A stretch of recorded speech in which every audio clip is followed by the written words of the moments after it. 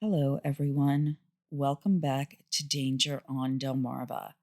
I'll also be doing this as a cross posted episode to my other podcast, Mystifyingly Missing True Crime and Thought Provoking Events.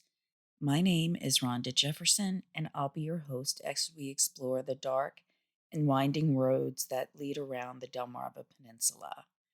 If you're not familiar with Delmarva, it's an area that encompasses all of Delaware, Maryland to the east of the Chesapeake Bay Bridge, and Virginia to the north of the Chesapeake Bay Bridge Tunnel. Before we get started too much into the episode, I just want to say a thank you for a couple of things. One is for those that reached out to me after my brother's death, just to show support, and it really meant a lot to hear from you. I know others, and some did also donate to his funeral expenses, so that helped take a heavy weight that was weighing on the entire family. It helped alleviate that. And though you may see it or hear about it in the previous episode, the GoFundMe has been taken down for that. And also, thank you for your patience in the longer than usual time in between episodes. Just when I was about ready to start recording again, the whole family came down with COVID. So, just to varying degrees. So, some were a little worse than others. I still have a little bit of a difference in my voice, and I can hear it at least profoundly in wearing the headsets, but I don't think it comes across as much, um, when listening back. But at least having the headset on, I can really hear that there is a difference. Also, I have looked into a couple of stories. I got my first Freedom of Information Act denial um, a couple weeks ago, and unfortunately, without information from that, it's going to be a really short episode based on what one reporter was able to obtain at the time when the incident happened, and that was only through interviews from people who were involved. So, looking at that story in itself, once I do go ahead and produce that, we'll have to keep in mind that everything is from the perspective of those that were involved. So, as far as 100% reliability, I'm sure to the person giving the witness statement, it is 100% correct because that's the way they remember it. But they may have missed something or just given different perspectives, may have seen it in a different manner. So I'll have that out in a couple of weeks because what I do want to do is try to make a few shorter episodes instead of the longer ones that give a lot of background to get these stories that maybe people don't know as much about out there. I'll have another Freedom of Information Act request that I'll be putting in for a story that, without any more information, will literally be 5 minutes long. So, fingers crossed that we can at least get a follow up on that one. But both cases, I think, are important for not only the stories of those that were the victims, but also in accepting the responsibility that comes along when things don't go the way that they should and when they could have been prevented. And before I forget, as far as updates about the investigation into my brother's accident, we've been told that it can take up to 6 to 9 months. So that's potentially how long it will take for us to hear what charges, if any, will be given to the other driver. Based on everything that I've heard from statements, it was 100% definitely not my brother's fault, as he was sitting there waiting for a school bus that had its lights on and the arm extended. But I also understand that I want to make sure everything is done properly, and every avenue is explored, just so when it does go to trial, if it gets to that point, I'm thinking probably just my thought, probably a plea deal, but you want to make sure that everything is correct when you get to that point. And also, it compared to the day that it happened, that day, as you can imagine, there were so many different emotions. Still have them, going through my mind and just quite a bit. But it was a 19-year-old who hit him. I don't know anything else beyond that point that he was 19. But I don't think overall that he was driving in a continually reckless manner. So I haven't heard anything about weaving it through the roads and, running stop signs or anything like that. Um, but I I don't think he set out to do anything malicious, of course. I don't think that was, you know, in his mind as he started his day and started his drive. So he does have to live with it for the rest of his life. And, if he is remorseful, that will be a punishment in and of itself. Not saying that there shouldn't be also other legal repercussions because we want to be sure that the roads are safe and there needs to be some type of punishment, but I am kind of back and forth on exactly how I'm feeling about those punishments and understanding it was not malicious and driving in whatever manner he was driving was not something he intended. It wasn't an intended outcome, of course. So, with that being said, I'll give one of my regular disclaimers about the types of cases that I cover. And this will be the second part of the Christine Shetty case, which happened in Maryland. But the cases and incidents that I do cover usually involve mention of death or injury. So I want to make sure everybody is aware of that before they proceed with listening to the episode. All of the information or links that I used as part of resources will be in the description of the episode. If you do want to support the episode, I'm going to at least for the next couple episodes, not post the Buy Me a Coffee or um, go, PayPal page. Because, like I said, I do know some did support towards my brother's expenses. So, but if you do want to support it in other ways, share the podcast, leave a review on Apple because I think that's the one that helps with the algorithm, just so others find out about and can listen to the podcast and decide if it's something they want to continue listening to. So, I am going to give a brief recap of Christine's case to this point. Christine was a young mother of two who, at a very young age, had lost the love of her life. Um, he had lost a fight with cancer, and that was really a major turning point in her life. She did eventually start seeing someone named Mitch, whose relationship with her was very abusive. So he did things that we see in other cases, such as isolating Christine. But eventually, Christine realized that she needed to get away from him and she moved back in with her mother. Now, if anybody has experienced moving back in with their parents after they've graduated or been out on their own for a while, it can be a little jarring to say the least. I have been in that situation when I moved from one part of the state to another, and it was just for a very short period of time until we got the house ready we were renting. But it can sometimes cause two adults to butt heads. And that happened, just sometimes with Lynn, who was Christine's mother, and Christine. And one day, Christine took herself and her two little boys and left.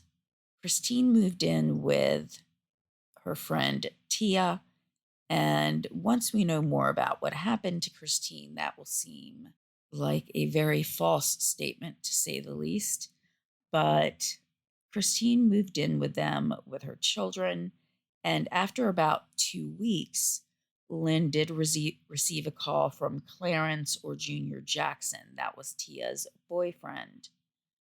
And also Justin, who I've seen reported as both Clarence's cousin and as Tia's cousin, but he was living there as well. But Lynn was told that her daughter was missing. And this is approximately where I left off, so I am going to emphasize some information from here. The trio did report the disappearance very quickly. They did let the police know, so there was a good timeline as to when she may have gone missing. But the biggest question here was, what about the children? The children were left, and though not explicitly stated in anything that I read, it did sound like they went back to live with Lynn. Tia, in her reaction to the police, she did seem to be acting like any other concerned friend. And her statement was that she had been gone from the home for a while, and when she came back, the kids were there, but Christine wasn't. And even Tia was vocal in saying that she did not believe that Christine would leave without the children. The trio then did go out and look for Christine, but they couldn't find her, and so that's when they turned to the police. They lived on a farmhouse or in a farmhouse, and the grounds were, you know, they were still pretty clean or clear of anything that looked like there had been a fight. So there was nothing really standing out to the police to say that there had been a fight there. But Tia did give them a letter, which could be described as a goodbye letter. But then the question would be, goodbye to who? Did she move back in with her mother? But if she did, why didn't she take her kids? The same thing if she moved in with someone else. She was described as not leaving the kids alone, so why would she leave them there? These were the main questions initially. Other factors that kind of fed into what the police would believe was the fact that there was no means for Christine to leave on her own. She didn't have a car, and public transit was not really a big thing. I mean, yes, there was some public, transit as far as buses go, but it wouldn't be something that Christine could just say on a whim that she wanted to go somewhere and then just go and a bus would be by in, a few minutes or even just a half an hour from where they were. That just wouldn't be the case. What Tia, Clarence, and Justin were able to provide also was the name of Christine's former boyfriend, and that was Mitch. Now, Mitch admitted that their relationship was not the best. He knew that anybody who looked at their relationship, that he would probably be the first one that people would think of. However, he did hope that they were working towards a reconciliation. More importantly, though, he had an airtight alibi as to the time frame as to when Christine would have gone missing. And because Tia, Clarence, and Justin had a good time frame for when that would have been, Mitch was easily able to show proof that he had been at work. So there was absolutely no question that he had an alibi. The police, though, got this feeling that he was holding something back. And so eventually he did admit to them that he had found Christine's journal, but he was kind of afraid of what the police may think of it.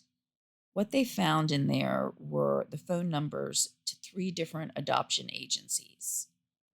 This made the police look at the situation in a completely different manner. And depending on everybody's different perspective, there could be different feelings about what Christine was potentially thinking about doing. Now, Tia said that Christine was a loving and doting mother, and most people could not see her, thinking of giving up the children for adoption. This made the police look at it as this was a woman who was trying to get rid of her kids and wanted to start over in another place completely anew. Now, to kind of interject my thoughts on this, I have known people who have both adopted children and who have given up children for adoption. And I believe in every case where someone gave up the children, they were doing so for the love and well being of those children. They thought about potentially, what circumstances they would be living in. Like in one case, she had lost the support of her partner. So, she felt that it was more important that the child have a steady life, one that could provide, the basics that would be needed, as well as, the support that the child would need as someone who was single, who didn't have a steady full-time job. She thought that it was better for the baby to live with a family that were a little bit older. They had established careers. The mother could take time off at the beginning, for a maternity leave. And after reviewing all of that, she felt that was the best situation for her child. It wasn't easy. I know she still thinks about her. I've also heard people be very vitriolic about the prospect of adoption, that if someone gives up a baby for adoption, that they're a horrible person, which is something that I can't quite wrap my mind around, because it really is, in my opinion, a gift of love, as long as it's given in, the right circumstances, that they're not being given up just because they know they're about to lose parental rights or that they don't want the child. When a child is given up because the parent wants a better life for them, it really is done out of love. And I don't see how some people can look at that in a manner that is negative in any way, because not only is it providing a better life for the child, it's giving to other parents the opportunity to love and nurture that child. But being skeptic and looking at it from the police's viewpoint, I can understand why they would look at it as she was trying to find someone to take the children. I don't agree with it, but I can see it. And that's probably more in line to cases that they work with. So they began to look at this as a case of child abandonment, and she was actually charged. Lynn, Christine's mother, was, of course, angry at this. She was yelling at people who worked at the front desk of the police station, who probably had nothing to do with the investigation at all, or even knew of some of the intricacies of it. But, they were going through the evidence that they had at that point, and because of those 3 phone numbers in that journal, they started to look at it as, um, as an abandonment, and not that something nefarious was going on at the time. Now, as far as the journal goes, any thoughts or ideas that maybe Christine had not written those numbers in there, was disproven. It was in Christine's own handwriting, but she also could have just been trying to get all the information that she could possibly need if she was actually considering giving up the kids for adoption. Because we have to look at the situation and realize Mitch was not the most steady person. He wasn't reliable in some ways, and in ways that he even admitted, their relationship was not good. It was turbulent, and no child should be living in a situation like that. So we can see why Christine might have been looking at all options to make sure that her children were safe. But without any type of crime scene, without signs of any violence or things being disheveled at the home, the police continued to look down the path that she had started to a new life somewhere. Looking at it through this point, even if, let's just say, I'm taking everything that the police say in stride, and even if, say, I agree with them, how did she leave? She didn't have a car. And, people can still travel by bus or by train, but it doesn't really leave a lot of options. And I'm just questioning here, who would have given her a ride? Was it Tia, maybe? Was Tia maybe the one who took her somewhere to go to the bus station? And now they're trying to cover to even make it more believable. Did maybe she not tell the men who lived at the home? I mean, those would be some kind of thoughts without knowing the outcome of what might have happened. It's not mentioned in anything that I could find that the police maybe talked to Tia specifically about that, but that doesn't necessarily mean that didn't happen, just that it wasn't reported publicly. But Lynn did continue to dig, and she would make phone calls and talk to people. She would go on the news, and she did everything she could to try to keep a promise that she had given years before. She never wanted to let her daughter down. And Lynn did have an advantage from the police, though. Lynn could do some things that the police couldn't do. The police sometimes can't do things without running the risk of evidence not being allowed if they do whatever, the certain act would be. Say if it's bordering on illegal and legal, the police may not be able to do it and have that evidence admitted into testimony, whereas an independent citizen can. So Lynn decided to go back to the farmhouse and look for Christine on her own. She was prepared and understood that if there was a possibility that Christine had come to foul play, that she could find her daughter at the farmhouse in a way that no parent should ever find their child. But she knew of these possibilities, but she also knew she had to find her daughter. She would spend hours and hours of time there, and even became friends with one of Tia's neighbors. After 2 years, there was still no new information about where Christine could have gone. Her bank accounts had not been touched, and no one had heard from her. So even if she did want to go and start a new life, could she have done this and left without taking any of her money, as well as having no contact with her mother or children for 2 years? One day, Lynn found an article from what we call the other side of the bridge, meaning on the western side of Maryland. It was in a town called Westminster, and the remains of a young woman had been found there. The remains were skeletonized, so there could not be a visual confirmation as to whether or not this could be Christine. But they were still in the same state, and though still 160 miles away, Lynn thought that this could mean the remains were Christine, that either she had been killed on the eastern shore and driven over the bridge, or she was alive when entering Western Maryland, but was killed somewhere over there. Um, if she was actually killed on Delmarva, that would have meant that whoever did it would have had to be a very cold person and hard person to drive with human remains for at least 3 hours, not knowing if they would be stopped by police or if something would happen to the car and they'd have to pull over.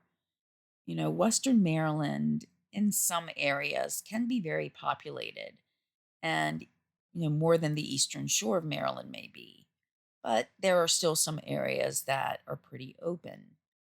After wondering about every different scenario that could have befallen her daughter, police did contact Lynn, but they advised her that they were able to determine that the remains were not those of her daughter, but another that had gone missing 10 years prior to Christine. So that does show as well, though, that remains can be hidden for, a number of years without anybody finding them. When Lynn had lost hope that Christine would ever be found, and the fact that the remains that were found in Westminster were not hers probably didn't help things. According to Lynn, the relationship with the police got worse.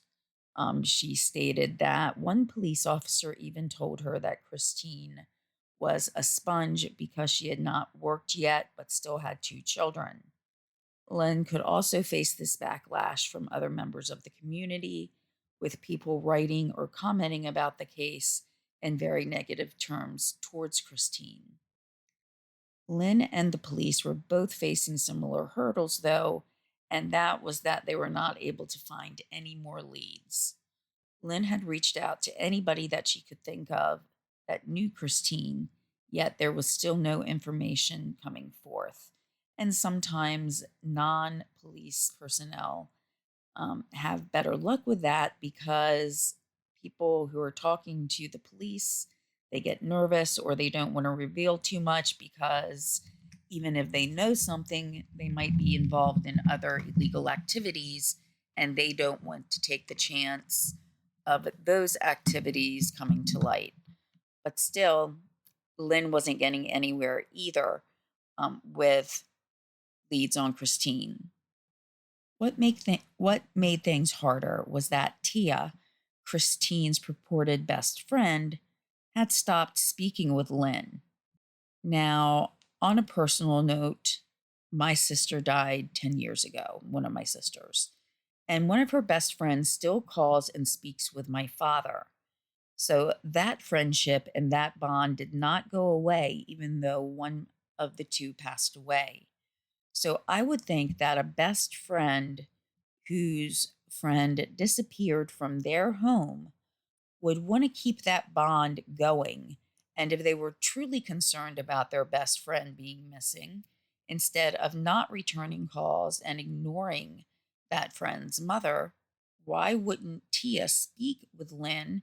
And even if she didn't know anymore, at least try to brainstorm or try to develop new ideas of what may have happened that could also help bring back memories that may have been lost and could have helped then find Christine, but none of that happened. So this was kind of a big red flag. Lynn continued to ask questions, though, and she kept her daughter's name out there. She found out that some of Tia's own relatives were suspicious of her. Now, Lynn was not afraid to say or do things in a public arena, meaning she would mention these things on interviews, such as Tia was not speaking with her, or she would write about it publicly online. And more than 2 years after Christine went missing, Clarence Jackson took a third strike. And this is in terms of charges and convictions that he had against him. He had already committed 2 felonies in his past that he had been convicted for, and now living in Tennessee, he had set his neighbor's apartment on fire. This was his third strike, meaning he was out. He could spend the rest of his life in jail after this. This also kind of shows his mentality, and knowing that this was his third strike, for whatever reason, he still decided to set his neighbor's apartment on fire. So here's just some information about the time that Clarence, aka Junior, had spent in jail. And Junior actually reached out to Lynn and began, giving her information. And in some ways, I find it heartbreaking that Lynn felt a relief that Junior was telling her the information that she needed. But the thing that he was telling her was that he was actually involved in what happened to Christine. In some of the communications, he, mentioned other areas of Maryland, but all in, the Eastern Shore. There were areas such as Snow Hill and Pocomoke, which were pretty close together, and within Worcester County. If you see the writing of that, it's looks like Worcester County, but it's Worcester. So it's all in approximately the same area. But as communication with the Clarence continued, what Lynn needed to know was finally brought to her attention. It was confirmed that Christine had been killed. And Clarence did communicate with the police and let them know where Christine could be found. Police went to the grounds of the River House Inn. This was in Maryland, and it was in a historic area. The day itself was frigid. It was February 19th, 2010, and was not the ideal day to be going about the type of search that they would need to go through. While the ground would not be completely frozen, it would, let's just say, be a little difficult to dig. Still nowhere near, let's just say, Minnesota frozen, but it would create a hindrance to the macabre discovery that they were about to make. The area of Delmarva that the police were searching and trying to find Christine's body, it kind of offers this juxtaposition of what some may consider to be a quaint or historic town. Well, this town was now nestled against the remains of a homicide victim, a victim of violence that was starkly opposite of what the River House Inn wanted to portray. The inn can be the site of weddings or large parties, yet for years there had been a victim of a homicide buried right on the ground. There was also such a difference of emotions. There was anger, relief, exhilaration, all of these feelings about the same case. Relief that answers were finally going to be told, anger that a young mother was killed, and exhilaration in that they were finally going to get answers. Like everything that they had been working for was now coming to fruition. But there's also this feeling that the answer is not something that you would have hoped. While you would have hoped to get a message from a police department in another state to say that your missing persons victim is alive and well, you know that while you stand over the ground looking down where one of the suspects has directed you, that any bit of hope that you held will never, ever be felt again. The River House Inn is a popular bed and breakfast, and Christine had been buried in the backyard of the River House Inn. So this episode was actually featured on Buried in the Backyard, an Oxygen Channel production. And I actually was on there on a different case a few years later about a case that took place in Delaware. So I think I've said this before, but I've never actually watched it because I don't want to see myself on TV. But there are a couple of cases on that particular show that have taken place on Delmarva. The one I was in is called A Family Affair. It's one of the more recent ones. But actually, thinking of it, it's been about a year since it's been on, when it was first broadcast. And I do have a number of brothers and sisters, and a sister in Ohio didn't know that I'd been on there. And another sister said she got a text message one morning asking, why was I on TV? Was I part of the case? What happened? Was I okay? That type of thing. So when I first started to look into doing podcasting, Christine's case was one of the cases I knew I would cover at some point. I hadn't done the show yet, but I had seen the case on Buried in the Backyard. So that's just kind of a connection there between the podcast and where this particular crime was also shown on a more nationwide level. So, what made Clarence decide to go ahead and give information to Christine's mother and to law enforcement?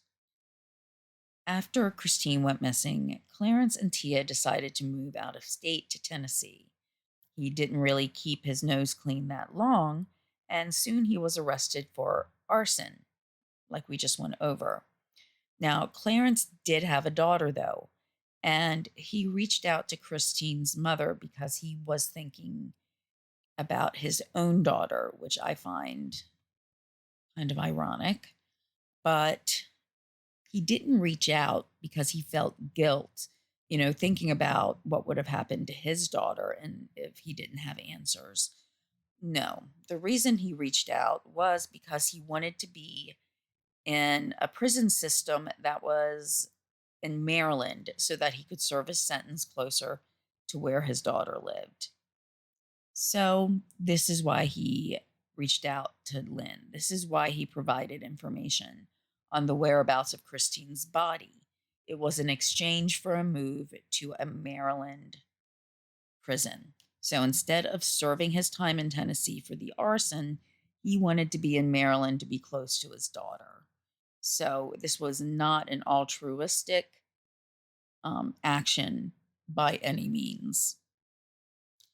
He somehow can seem to understand the love of a parent towards his child, but he continued to withhold information from Lynn for years. And I wonder if, say, he didn't have a daughter or if his daughter lived near Tennessee, if he would have ever given up information on Christine's whereabouts. But when Clarence did talk, he didn't seem to hold anything back. He accepted responsibility for his actions and the crime. He admitted that, and I say admitted in that a lot of this information will be contested by other parties in the crime.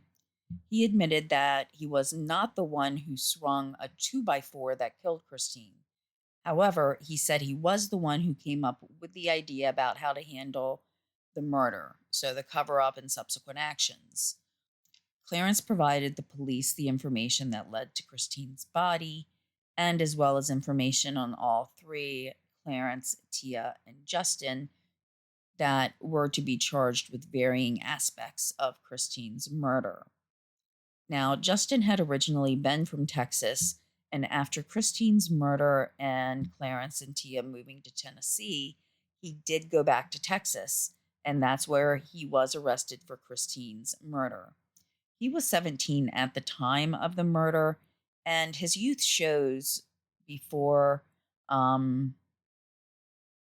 his youth shows that he may have been more impetuous, even though, really, when I say that, I'm now thinking about Clarence setting fire to an apartment. So even though Clarence and Tia may have been older chronologically or in years, it doesn't really seem as though any of them really had true maturity. But being 17 and being young, he did look towards Tia kind of like as an older sister or maybe even a mother figure. He did say that he tried to tell his cousin about the murder at least 2 times after it had been committed, but he wasn't able to. It doesn't explain any more about the murder, such as was there a time when they were interrupted, or why he couldn't just try to be friends with Christine, because this is where the motive apparently for Justin comes in. Supposedly, he had a crush on Christine. And, there's going to be a lot of this person said and that person said. So, according to Clarence, Justin saw that his crush was not being returned. And Clarence and Christine were also having a little affair of their own. So, Justin got very mad one day and killed Christine. Again, this is kind of what Clarence says. Justin will make it sound like, he didn't have as much to do with the murder itself. So we've heard a little bit from the two men. So it was time to talk to Tia, and they had to invoke immunity. Probably all heard that phrase before, and that really lessened Tia's responsibility in the whole case. Now, from either one of their testimonies, and especially going to Justin's, where he was reported to have said that he tried to tell Tia a couple of times, it is pretty much stating that Tia was not involved at all in the murder itself. When she said that she was gone from the house that day and returned to find Christine alone or gone and the children there, that was the truth. That Tia did not have any, actual physical involvement in the murder itself. However, after the murder, she did continue with some of the covering up of the murder to a pretty great degree, in my opinion. It wasn't immediately after the murder as well, so it's not like she was caught up in the murder and was feeling scared about what they might do, having all of these feelings and emotions come over you at the time. This happened after the murder, and she would have had time to think about what was happening and still took these actions. So, this is one of the versions as to what happened then. Tia made her way back home that day that Christine went missing, and she had seen that a bonfire had been lit, but nobody was at the fire to attend to it. A little while later, she saw Clarence and Justin exiting the woods, and she had also found Christine's two children were at the home. Now, Tia called to have someone pick up Christine's children, and again, this is where I'm unsure as to whether she called. This is the reason she called Lynn, or if she called one of their mutual friends to come pick them up. It doesn't really say in the accounts that I read. So then they did stay at the River House Inn for the night. This is central because at least one of the defendants worked at the River House Inn. There were some discrepancies with this line of evidence as to what exactly occurred next. In some articles and testimony, it was stated that Christine had been hit by a 2x4, but in Tia's retelling of the events that she says were told to her and what evidence was found showed that Christine had actually been hit by a shovel. More information arose that Christine also had a physical relationship, possibly with 17-year-old Justin. However, this is sometimes disputed in that it was feelings that Justin had for Christine, which were not reciprocated. So, I do want to just repeat these stories that are being told are really, to a degree, just that, stories. There might be some corroborating evidence to support some aspects of what's being said, but by no means is there supporting information that is evidence to everything that each person says. But let's take a look at size differential. If we look at Christine, she was about 5'3" and weighed approximately 104 pounds. So even though Justin was still a teenager and, wasn't, say, 19, just about to turn 20, he probably still outweighed Christine. So wielding any type of weapon, he could have inflicted deadly blows. Questions could have also arisen then as to whether or not the murder was premeditated. Premeditation doesn't have to take months or weeks, days, hours, or even minutes. It can just take a few seconds. It can be argued that possibly his first hit was done in a fit of passion or rage, but she was hit again. So with each hit that he may have given to her, he had time to think about what he was doing. He knew that by that point, hitting her again could kill her, and he could stop what he was doing and try to get help. So the fact that there was more than one hit would show that there was premeditation, not in the way that some people think, but yes, he did have time to think about what he was going to do with each subsequent hit, and he never provided help once he realized that she could quite possibly die. Morally, doing the right thing would have been getting help. But his line of defense, Justin's, was that it was an accident. 4 hits to the head, he said, was an accident. And that's what he told Tia. Something else that the defense argued was that Justin was still, in fact, only 17, while Tia and Clarence were the adults in the situation.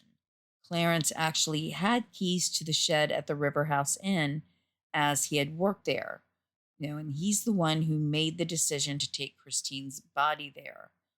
Justin's defense argued that the teenager would not be able to order adults around. And he also said that Tia's testimony was a lie, as Tia was more interested in protecting her boyfriend, Clarence, than her cousin, Justin. So apparently Tia was giving evidence against Justin, implicating him as the person who actually hit Christine. And something that you might think you only see in the movies is when Shetty's remains were found, there was actually a piece of wood there that had the name Junior carved into it. If we go back earlier, we can remember that Clarence's nickname was Junior. There was also a crown carved on top of the name. The defense argued that, quote, King Jr., meaning Clarence, killed Christine Shetty, and they got Tia and Justin to come in here and tell us. Justin Haydell did it because it's all they have. So Justin's defense was saying, hey, there's evidence here to support that Clarence King was the one who actually did the crime, but they're trying to pin it on a teenager. Now, in rebuttal, the prosecution said that all the witnesses were independent witnesses and that Justin had confessed to them, meaning to Tia and the cellmate who was going to also testify, and that they had no reason or ability to know what Tia's testimony would have been. So, in other words, the prosecution, when they first talked to Tia, they had no idea of knowing exactly what her testimony would be. The prosecution did concede that it was Clarence and Tia that may have made decisions on where to move the body, so after the fact of the murder, but that was assistance after the fact. That the testimony for the particular case against Justin was whether or not he had actually committed the act of murder, which the prosecution was stating that he had. Now, looking at the evidence myself, the piece of wood that had the name Clarence carved into it with a crown, which indicated Clarence King. I'm sorry, not Clarence Jr., but Junior King is what it would mean. Doesn't really play that big a role to me as far as who the killer might have been. Either, Justin could have grabbed a piece of wood to try to hit or run after Christine with, and it just happened to be that piece of wood. Or he could have grabbed it later when he knew they were moving the body and leave it there so if she was ever found, it would lead back to Clarence. So that piece of wood doesn't say it was Justin any more than it said it was Clarence or vice versa. So, they both had access to that. It's not like they didn't live in different houses or that they, had access to different things. But the jury deliberated for only 3 hours and they found Justin guilty. An anonymous juror said that they found him guilty because he was the one that inflicted the blows. So the jury did wholeheartedly believe that Justin was the one who committed the crime, not that they were looking at it as he was just part of the crime. There was no confusion there about that. The jurors specifically knew and believed that Justin was the one who killed Christine. And though he did say at the beginning of the initial vote that they took when they first went back into the jury room, that where they stood indicated that they did need some discussion on whether or not the murder was premeditated, that they all believed that Justin was, quote, guilty of something, end quote. After review of the evidence, they were quickly able to come to a resolution and the verdict of guilty. Now, going back to a few points mentioned that may have or may not have played a role in the murder, Junior did say that he and Christine were in a physical relationship. Whenever Tia would go out to run errands and Christine's kids were taking naps, they would go out into the woods to have a romantic encounter. This does kind of support what Justin's feelings might have been about the whole thing. Basically, they were living in kind of a love rectangle, if that's what you want to call it. Tia was dating Clarence. Clarence was sleeping with Christine. And Justin, Tia's cousin, had a crush on Christine. Supposedly, Justin followed them into the woods and became jealous, according to Clarence. Justin then grabbed a shovel and came back to where they were, and he hit Christine with the shovel. Junior said this was because Justin was enraged by jealousy, and Junior, though years younger than Christine, thought that there was a chance of a relationship between him and the victim. You know, I will say this does make some sense. I've heard other accounts that made it sound more like Clarence and Justin were sitting at a table or somewhere inside the house when the crime started. So it's really hard to say 100% what to believe. But this other version of a story, or of how it might have gone down, or whatever story you might believe, no matter how you look at it, Justin has been consistent in terms of who